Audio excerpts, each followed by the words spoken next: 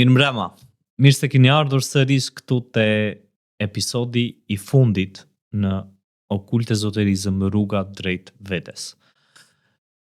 Si të gjithë rrugët, çdo fillimi një rruge e ka dhe një fund. Sepse jeta kështu është. Jeta në vetvete është e tillë me fillime dhe funde. Dhe anasjellës është e njëjta gjë, fundet janë fillime. Sot do të flasim për temën e fundit të këtij rrugtimi, të cilën kam preferuar ta quaj lindja dhe vdekja. Janë dy parimet bazë në univers, në jetën tonë, në ezoterizëm, por kudo. Para se të shkojmë tek tema e sotme, dua të kuptoni se kjo përfshihet drejt një simbolizmi pak më të thellë. Dhe ky lloj simbolizmi është ajo që ne na jep atë informacionin që e paketon nëpërmjet dy simboleve, errësirës dhe dritës, diellit dhe hënës, yinit dhe yangut. Dhe në lindje, kjo fillon që nga barku i nënës. Ne kur jemi në barkun e nënës, që para se ne të dalim, fillojmë dhe formojmë trupin tonë, organet, sepse qeliza është një krijim. Qeliza është atma, është universi jonë. Dhe pa të cilën ne nuk do mund të jetonim këtu. Në fund të fundit ne nuk jemi asgjë më shumë veç se turistë të ardhur. Dhe si gjithë turistët ne do të kthehemi në shtëpi. Më bëjnë shumë përshtypje çiftet e reja teksa fillojnë aventurat e para.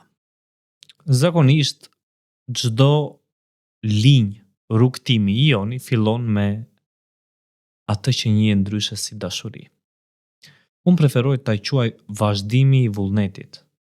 Dhe pse dashuria, për mendimin tim, është një, le ta quajmë në thonjza këtë, e metë. Sepse dashuria nuk përdor të dy anët. As racionalen, as shpirtëroren. Por ajo përdor vetëm një anë. Emocionet. Për të bërë më të thjesht këtë, ndoshta juve nuk do t'ju pëlqejë kjo, por nuk ka shumë rëndësi të pëlqen apo jo.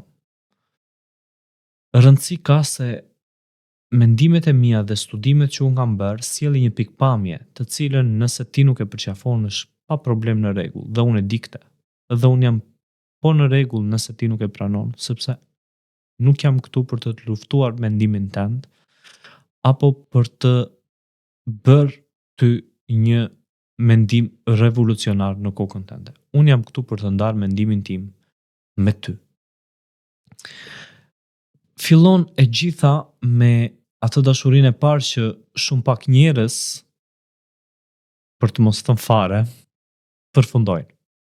Dashuria e parë është ajo e magjisë. Zakonisht kur njerëzit bien në dashuri e quajnë magji. Pse? Sepse po përjetojnë diçka që nuk e kam përjetuar kur më parë. Dhe kjo me të vërtet, pas kalimit të viteve dhe studimeve të mia, kam kuptuar se nuk ishte vërtet dashuria e parë. Por ishte epshi i parë. Çfarë është epshi në vetvete? Mendojeni pak këtë. Nuk është asgjë tjetër veç se një motor dëshirash seksuale. Dhe këto dëshira seksuale na bëjmë që ne të fluturojmë. Nëpërmjet atyre xhepave kimikat të cilat mbajnë emrin hormone. Hormonet, si gjithmonë, prodhohen në atë që kontrollon të gjithë mekanizmin tonë, në trup.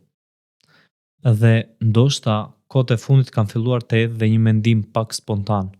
Mos dashuria apo marrëdhënia seksuale që mos e përfshim drejt për drejt dashurinë, sepse dashuria merr edhe me aspektin shpirtëror, por seksi në këtë rast është vetëm një lojë e mendjes dhe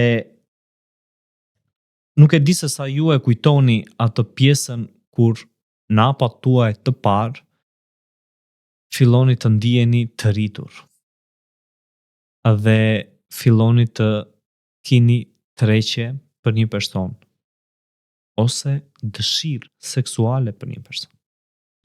Dhe kjo është krejt në rregull sepse hipofiza dhe hipotalamusi janë dy zona të trurit të cilat çlirojnë këto kimikate dhe dërgohen në vezore ose në testikuj. Dhe aty çlirohet estrogeni ose rritet testosteroni.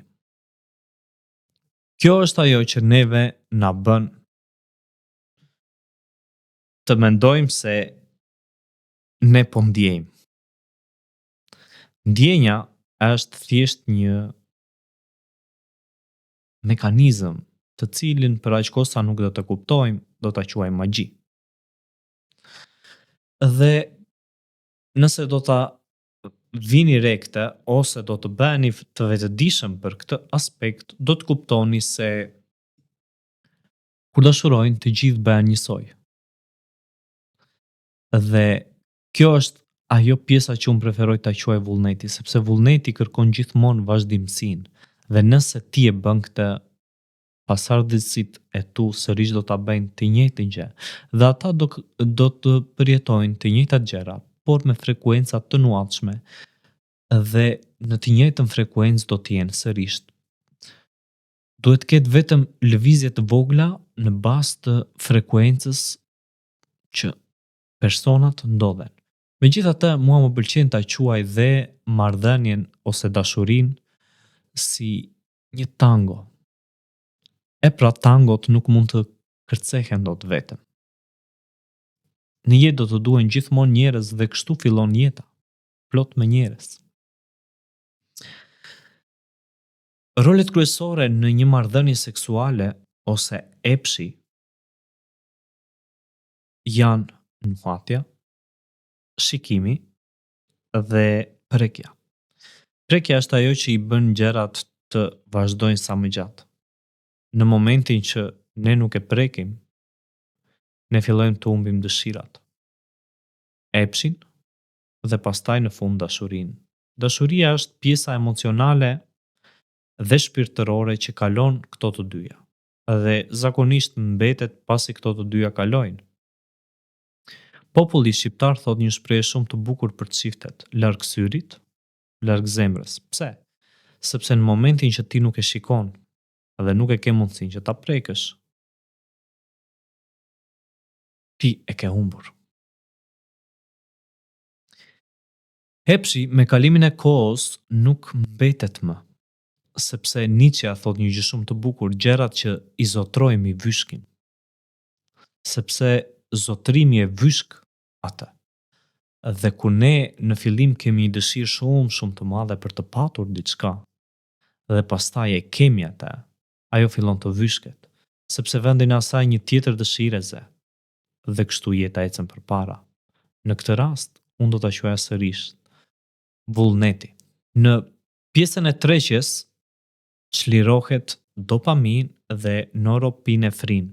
Mos e gaboj këtë emrin se nuk e mbaj mend mirë. Zakonisht këto çifte të cilat janë në kontaktin e parë dhe në marrëdhëniet e para apo në atë magjinë e parë, psojnë ulje të serotoninës, e cila sjell më pak gjumë dhe pastaj fillon të sjellë dhe më pak nevojë për të ushqyer.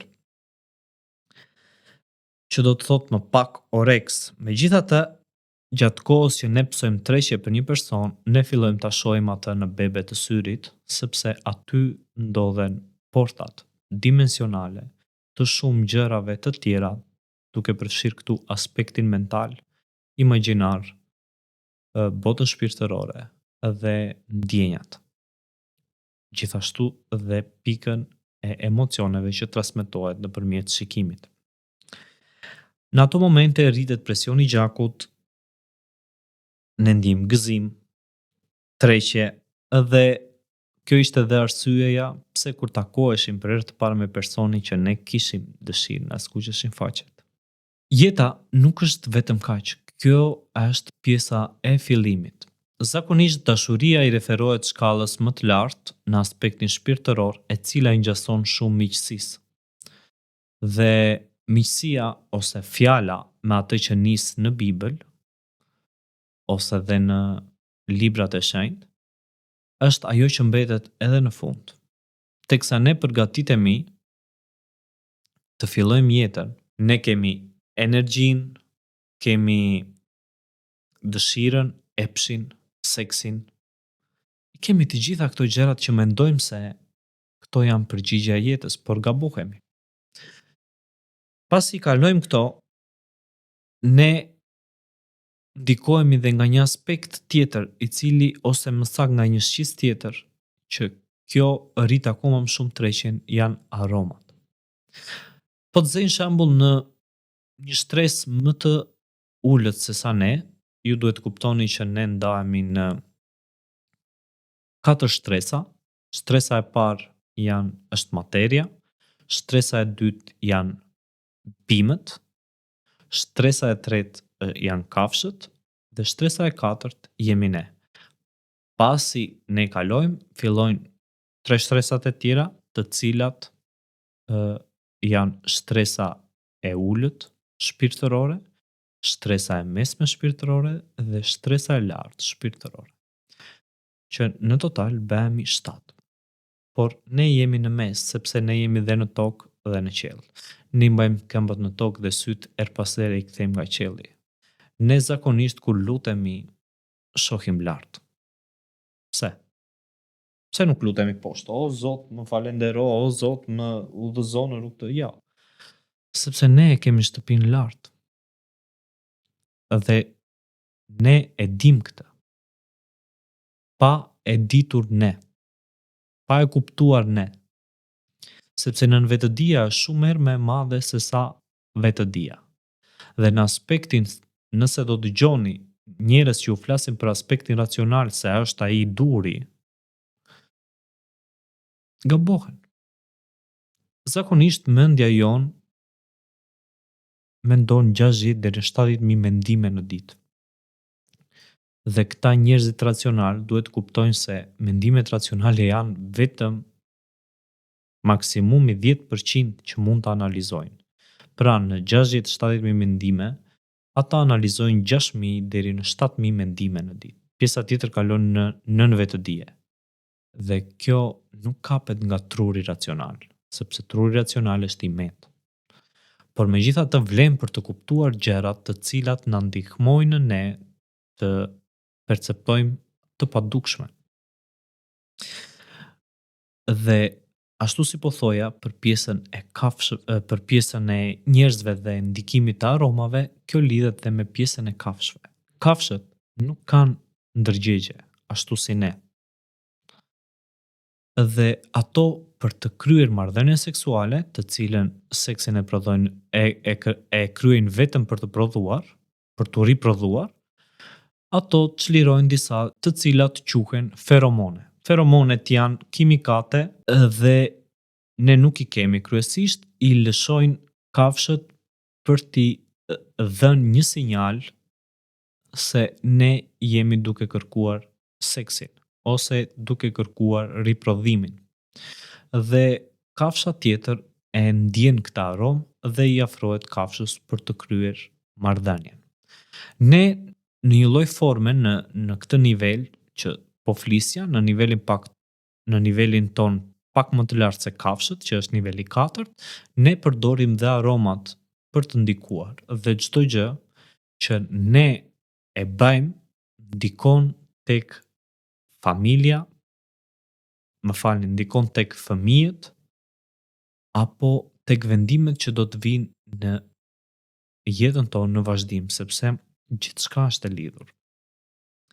Dhe në jetën tonë, ne pasi kalojmë fazën e parë që është faza e bukur dhe magjisë, kuptojmë që janë disa faza të tjera të cilët kryesisht njerëzit nuk janë ata që ne mendojmë se janë në fillim. Pastaj, kur ne fillojmë të ndryshojmë për të eksploruar më shumë dhe për të kuptuar veten të parën, sepse ne na mungon eksperienca për veten, fillojmë kuptojmë se e gjitha është një shfaqje dhe njerëzit zakonisht priren të shesin versionin e tyre të parin, versionin që ata ndërojnë të jenë, jo atë që janë në të vërtetë. Por me kalimin e kohës ne nuk mund të fshehim dot veten tonë të vërtetë për një kohë të gjatë. Sepse e vërteta ka nevojë që të shfaqet dhe mashtrimi sado që të qëndrojë brenda nesh, një ditë nuk mundet dot t'i bëj ballë të vërtetës dhe do ta nxjerr versionin tënd se ti kush je në të vërtetë. Dhe pastaj kupton se kjo pjesa nuk vazhdon, nuk shtyhet më në këtë lloj forme dhe kupton që ty nuk të duhet më njerëz me versione të bukura, por të duhen njerëz të vërtetë, njerëz që nuk të flasin për yjet, ndërsa xhupin e kanë borxh dhe nuk të tregojnë më për hënën, kur ata të rjetën e tyre kanë jetuar me baltën. Dhe kështu fillon kalimi i rrugëtimit ton në gjetje dhe një partneri për të bërë tangon, për të vallëzuar tangon dhe fillon riprodhimi. Riprodhimi është një mekanizëm shumë i bukur, magjepsës dhe i cili i ka rezistuar të gjithë proceseve që nga krijimi deri sot dhe i pandryshueshëm. Teksa flasim, të gjithë gjërat mund të kenë evoluar, por pjesa e lindjes vazhdon të jetë po njësoj. Vazhdon që spermatozoidi të fekondoj vezoren dhe të filloj jeta. E megjithatë, në kohën e fundit ka ndikuar dhe inteligjenca artificiale dhe ndikimet apo studimet e reja, por baza mbetet gjithmonë e njëjtë. Jetë dhe vdekje, lindje dhe vdekje. Dhe megjithatë, unë dua të ndalem pak tek ajo që zakonisht njerëzit sot e quajnë femra është jeta. Dhe dua të them se kjo është një koncept i gabuar, i krijuar nga shoqëria ose për përfitime politike, sociale, ekonomike, shoqërore, nuk më interesojnë këto pjesë, por dua ta shpjegoj se pse femra nuk është vazhdimësia e jetës, por është mashkulli. Unë nuk jam maskilist. Dua ta shpjegoj këtë për të kuptuar bazat e ezoterizmit. Në ezoterizëm, ashtu si tham, çdo gjë simbol, lindja dhe vdekja gjithashtu dhe femra dhe mashkulli. Janë një alfa dhe një omega. Dhe alfa është mashkulli, ndërsa omega është femra. Përse e them këtë? Përfytyroni një fshat të mbushur plot me omega, ndoshta me 1000 omega dhe një alfa. Për 9 muaj, një alfa mund të prodhoj 1000 omega, ose 1000 alfa dhe omega. Por nëse do të kishim një popullsi të caktuar vetëm me alfa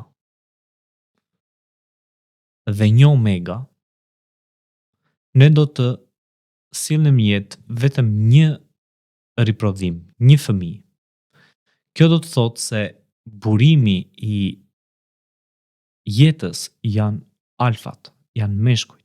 Dhe sot po goditet shumë kjo pjesë, por nuk do të ndalem këtu. Dua ta kuptoni këtë dhe të mos gaboni në mendimet e juaja duke menduar se unë jam një femër dhe unë jam vazhdimi i jetës, jo. Jeta është tango. Të duhen të dyja anët për të vazhduar. Vazhdimësia kërkon të dyja polet me të njëjtën energji. Dhe me qëra fjalat e vazhdimësia, burrat kanë gjatë gjithë jetës së tyre rreth 525 miliard spermatozoid. ndërsa femrat kanë shumë herë më pak vezore dhe për një farë të caktuar kohore. Dhe këtu fillon e gjithë rruga. Kur jemi në barkun e nënës, ne nuk e perceptojmë dot botën këtu. Megjithatë, kemi filluar të jetojmë në një dimension tjetër. Dhe kjo është e mundur për aq kohë sa ne jetojmë aty dhe papritur kur ne e braktisim atë lloj dimensioni dhe vim në dimensionin fizik, në dimensionin ton ku ne njohim jetën ton, ne fillojmë të ndjejmë ftohtë, të ndjejmë uri dhe kërkojmë përkujdesje. Këto janë 3 pikat e para që ndjen një qenie njerëzore teksa zbret në tokë.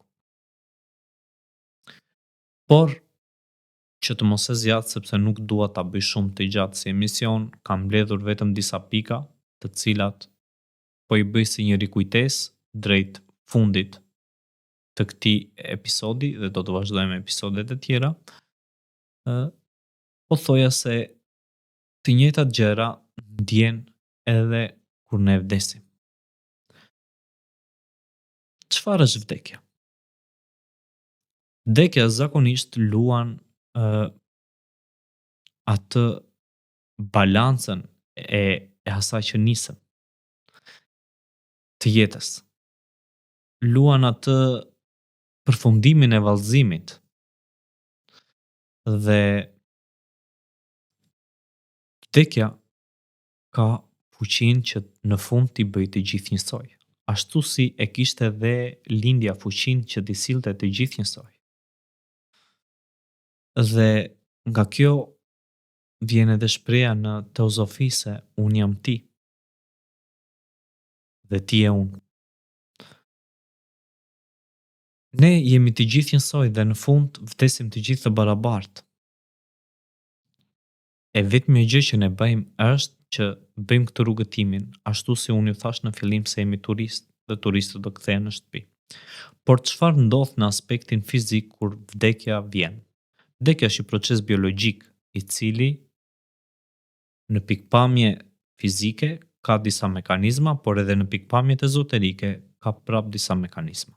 Unë do t'i shpjegoj të dyja në një lloj forme miksimi, ku do të jap një kuptim që ne duhet të kemi një lloj perspektive më të qartë mbi këto dy parime shumë të rëndësishme për kohën këtu. Dhe para se ta dëgjoni këtë, nëse keni frikë për vdekjen, më besoni që nuk jeni rritur akoma sa duhet që ta kuptoni se kjo është gjëja më e bukur e natyrës. Çdo gjë lind sepse duhet të vdesë dhe çdo gjë vdes sepse duhet të rilind. Është shumë ndryshe kur ne mendojmë idiotësira për të dëmtuar veten. Kjo nuk është një vdekje natyrale. Kjo është një fatkeqësi nga mendja jonë. Ne duhet ta jetojmë jetën me të gjitha bukuritë tona dhe me të gjithë bukurinë e saj që ajo ka. Por duhet ta duam dhe procesin biologjik tonin, sepse ky proces është ai që ne na bën më të mirë. Çfarë ndodh në aspektin fizik? Në aspektin fizik kur fillon procesi biologjik që është vdekja në këtë rast, ndalon zemra, ndalon qarkullimi i gjakut dhe mungon oksigjeni. Në momentin që mungon oksigjeni, fiket pjesa e vetëdijes ose ndërgjegja që ka të bëjë me trurin ose korteksin prefrontal dhe ne na fiket vetëdia jonë dhe ne e humbim të gjithë atë.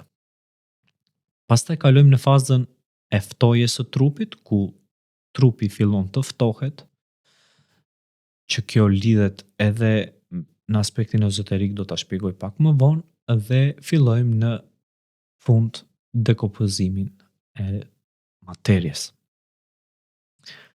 Çfarë ndodh kur këto procese janë në zhvillimin e tyre në materie, nga aspekti ezoterik merre gjitha kuptim, sepse në momentin që ti ndalon, gjë e parë largohet frymëmarrja, që është fryma hatma. Në këtë moment, kjo frymë, ky oksigjen është vetdia jote, je ti. Edhe në momentin që ndalojnë organet, ti fillon të ndalosh marrëdhënien me atë materie, me atë trup. Ne jemi bashkimi të kundërtave dhe vdekja është shpërndarja e të kundërtave, duke i kthyer ato në një tjetër dimension. Por duke i ndarë. Pse?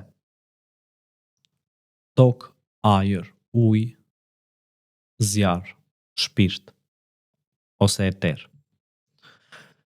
Këto janë 5 elementet. Kur ne vdesim, të 5 elementet do shkojnë në vendet e tyre dhe energjia do të transformohet, sepse ne kemi thënë se energjia nuk vdes, por jo vetëm ne. Ju mund të kërkoni të bëni kërkimet tuaja nga kudo të mundeni, duke përdorur dhe inteligjencën artificiale, ndoshta edhe ChatGPT-n që do t'ju jap një lloj informacioni, le ta quajmë të shpejt, të mirë për mendjet e vogla, të cilat përtojnë të kërkojnë apo të bëjnë një research më të madh, një kërkim më të madh. Dhe atje çfarë ndodh në momentin që ndalohet kjo pjesë? Në pjesën e dytë që të tha se ju ftoheni, kjo tregon që trupi eterik është duke u shpërber për vetëm arsye sepse nuk ka më aktivitet elektrik në trup, dhe trupi eterik nuk jeton dot pa aktivitetin elektrik, pa oksigjenin. Gjithashtu dhe truri nuk jeton dot pa neuronet dhe lidhjet elektrike që ka neuronet me njëra tjetrën.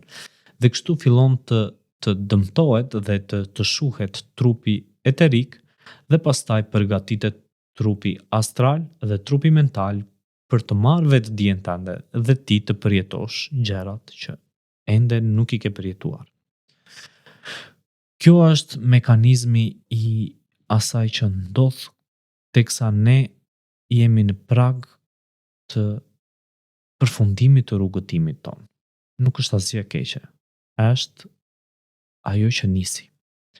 Dhe e bukura e kësaj, ai rregulli i arti Caduceusit që çdo gjë është në balancë, se po e mbyll me këtë video, me këtë përshkrim që do të them tani. Mendoni kur keni ardhur. Ju erdhët këtu pa lejë. Nuk i more do njerit lejë që ti të vish këtu, dhe nuk erdhe me dëshirën tënde. Ashtu si që erdhe, ashtu do ikësh, pa lejë dhe pa dëshirën tënde. Erdhe lakuriq, do ikësh lakuriq. Nuk kishe asgjë kur erdhe, nuk do kesh asgjë kur ti ikësh. Të lanë, të pastruan kur erdhe, do të lajnë dhe do të pastrojnë kur ti ikësh. Të ndihmuan kur erdhe, do të ndihmojnë edhe kur ti ikësh. Ky është rrugëtimi jot. Është kaq i bukur dhe duhet ta shijosh, por mbi të gjitha shijoj edhe kuptimin, sepse kuptimi jep vlera kësaj që ti po dëgjon sot, jetës tënde dhe mbi të gjitha rrugëtimit tënd.